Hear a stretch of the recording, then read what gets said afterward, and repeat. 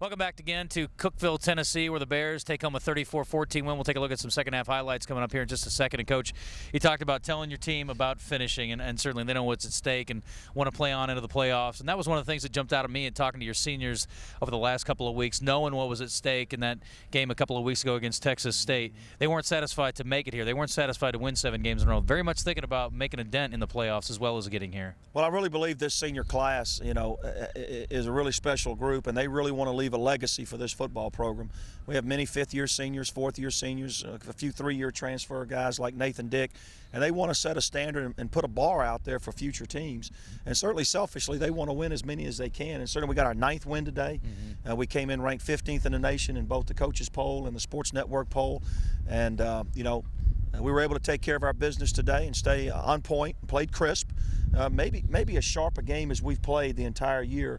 And but we also know that the challenges next week become enormous, and we certainly look forward to those. Yeah, I was going to say, well, and this wind will seem like no big deal compared to the 25 to 30-degree temperatures we're going to be facing in Montana, but I know you're happy to freeze next week. It's going to be a lot of fun. Absolutely, but I was very pleased with the way this football team played tonight and how we prepared, and certainly how we represented our university and our conference. All right, well, let's go to the second half highlights now. And just like the Bears did in the first half, started with a punt, and then you force a 3-and-out here to start the second half. And, boy, I know you want to come out and really set the tone in the final 30 minutes right away. Well, we thought we had we got a nice return here. We had a holding call that negated a little bit of this return on one of our young men. But Jesse Grandy, we're still waiting for him to break that big one, but we're getting a little bit closer.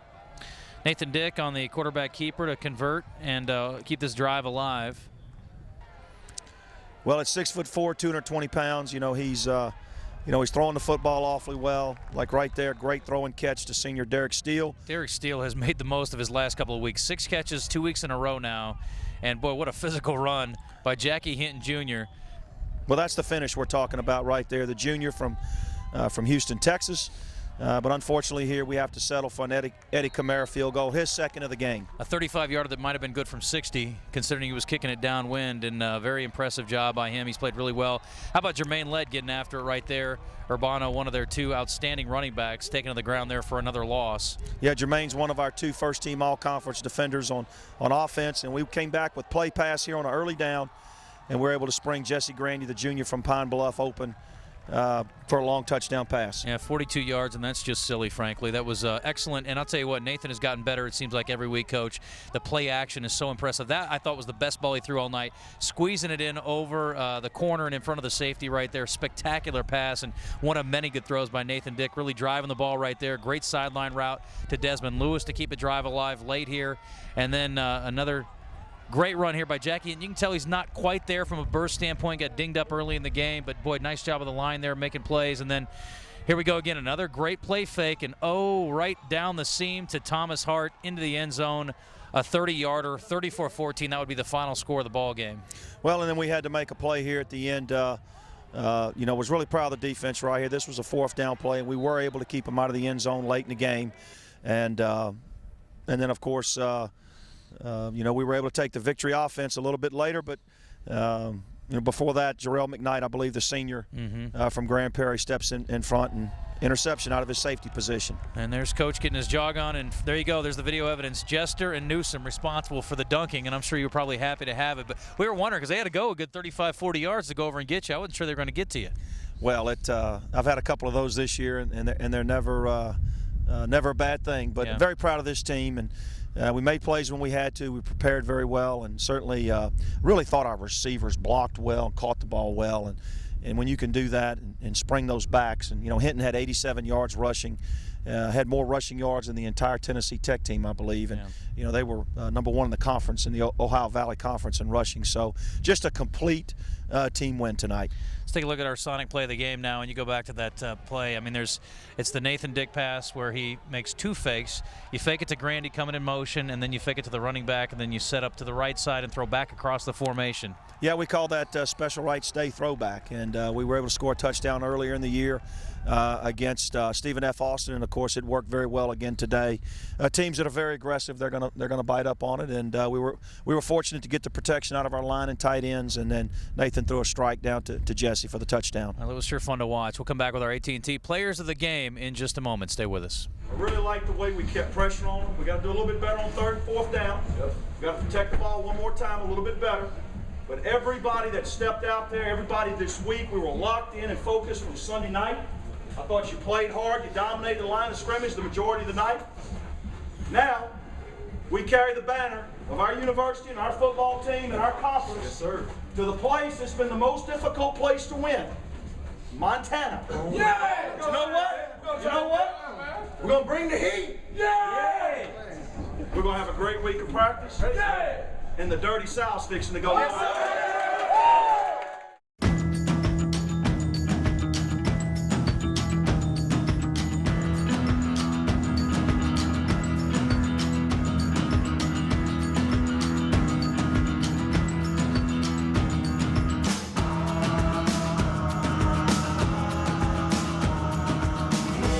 Real Yellow Pages, YP.com, and YP.com on your mobile. More ways to search, more ways to find. Only from AT&T.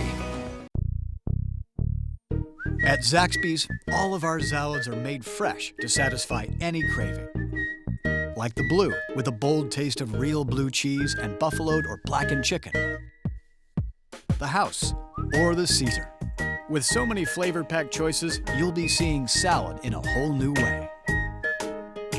Guess someone forgot to tell us that salads are supposed to be boring.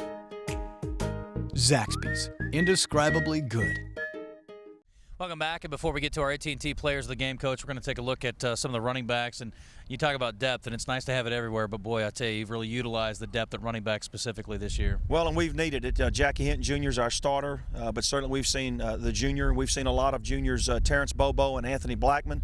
We've also seen true freshman Willie Matthews as well. And then early in the year, we got to see our young freshman from Springdale, Trey Tyler. And, of course, Chris McKnight does all the dirty work at fullback, and he had an excellent night again tonight blocking. All right, well, here's a little more on their running backs. Well, yeah, it's been a long season. I haven't got as much reps as I did last year. But, Coach said he has confidence in Jackie and Blackman, which, all three of us can play at any given time. And as you can see against Lamar, Jackie couldn't play the second half. Me and Blackman stepped up and finished the game off. I've been fighting injuries since the summer through camp, and Bobo and Blackman, they've been able to take care of the load, and they've been doing a good job. Everybody trusts them, just like me. It doesn't matter who's back there in the backfield. When it's a hold, each and every one of us are going to hit it and try to perform the best that we can. We got three good backs, and we can all just play well, and when we get the chance, we just go out there and do what we can. You can tell, we'll all get on those spurts where we're just rocking, and then, sometimes we're just gassed, and there's really no change for the line when we get in there. They all trust us and we all trust them, so it's just like the same person's in there the whole time. Coach Nagle, he's a little different style coach than what we're used to. He's more enthused, and he's in us all day, every day about blocking and running the right steps and everything. And he just wants us to be competitors and compete and do the best we can do. He give us challenges. He likes challenging us. Not so much with the running, it's the blitz and picking up blitz and then blocking. He's real big on that. We have got really good on blocking. And by us being able to block, it helps out the line. It's like us being an extra lineman back there to protect Dick.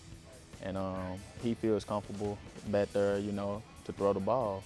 Yeah, we like to pass the ball a little more this year, and with us being able to block a little better, it's giving Nate more time to throw the ball downfield to receivers like Kroom and Grandy and Dez, so it's really opening the offense up and helping us out in the run game. But we're in the playoffs right now, it's either win or go home. We just got to keep our heads on straight and keep playing hard, and hopefully we'll make it to where we need to be. Time now to take a look at our AT&T Players of the Game, and on offense, I think it's pretty easy. You got a senior who was first-team All-Conference, and maybe played his best game in the first round of the postseason, Coach. Yeah, the most complete game I think Nathan Dick has probably played this year. 23 of 29, 319 yards, no interceptions, and 2 touchdowns. Certainly the offensive line gave him the space and the protection that he needed, but an excellent job throwing with the wind and into the wind, and a great job by our wide receivers catching the football. And then defensively, we're going to go with the big defensive lineman. I think it's the first time he's been the player of the game this year. Justin Williams, who looked like a 300-pound man of steel at one point, went full airborne to make a tackle at one point. Well, the junior from Galveston, Texas, is playing tremendous football for us. He's healthy. He seems to be very motivated. You know, he looks like they're supposed to look on the inside of a Division I defensive line.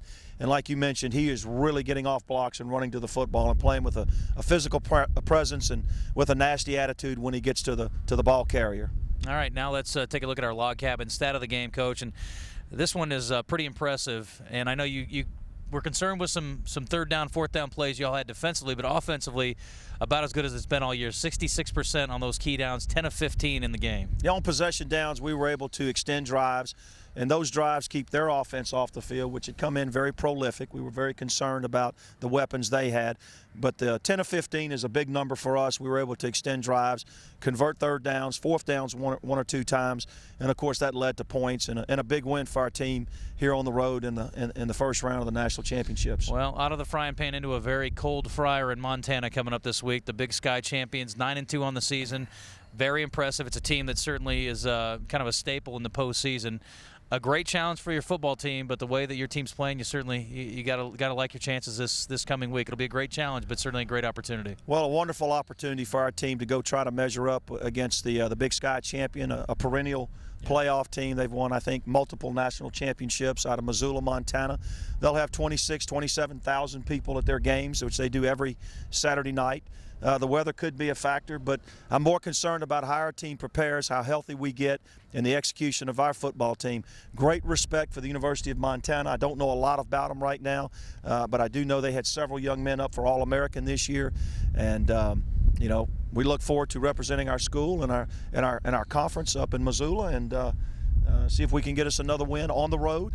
And extend this season. We're going to make a lot of jokes about parkas and stuff this week, but I mean, very seriously, it is a part of the game, and you got a lot of guys from Texas and Louisiana and Arkansas who, you know, either haven't played in the snow or haven't even seen snow for that matter. Sure. Some of them, I'm sure, but it'll definitely be a factor. Well, we'll have all the things peripheral that we'll need: the parkas, the sweats, you know, the dry fit Under Armour, the sideline heaters. We're going to make sure our players are as comfortable as possible, so that, you know, fewer distractions, so they can concentrate on the quality of play on the field. Right. And not that we're going to downplay it, but again, it's about how we prepare and how we play against what I'm sure is going to be an outstanding Montana Grizzly football team up in Missoula this week. Well, congratulations. It's been a great week. It's been a fun run. Let's keep it rolling. Let's keep it going. Thank you. All right. Thanks for joining us this week, and we'll join you again next week on the Central Arkansas Football Report.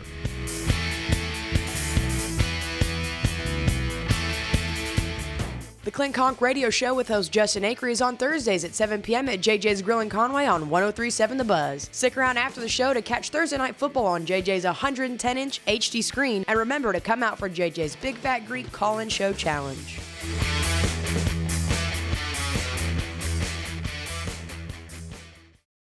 Everybody have their new AT&T BlackBerry? It's 4G, so you can do more faster. So, Catherine, post more YouTube videos of your baby acting adorable. Baby, on it. Matt, ignore me and keep updating your fantasy team. Huh? Jeff, play a game. Turbo boosting now, sir. Dennis, check in everywhere you go on Foursquare. That's Mayor Dennis of the water cooler. You're the best. Liz, rock out to Pandora. Oh, no, I'm an only child. And Nick, you shouldn't even be here. You can do everything from the golf course. Good? Good. On AT&T, BlackBerry Torch moves at the speed of 4G. Flooding happens. When it does, call All Clean Restoration, Arkansas's solution to disaster restoration. Flooding, fire and smoke, tornado, and more. We are Arkansas's #1 restoration company, able to reverse the damage of any disaster, large or small, and get your home or business back to the way it should be. Tell your insurance company you prefer All Clean Restoration. All Clean Restoration, proudly serving all of Arkansas.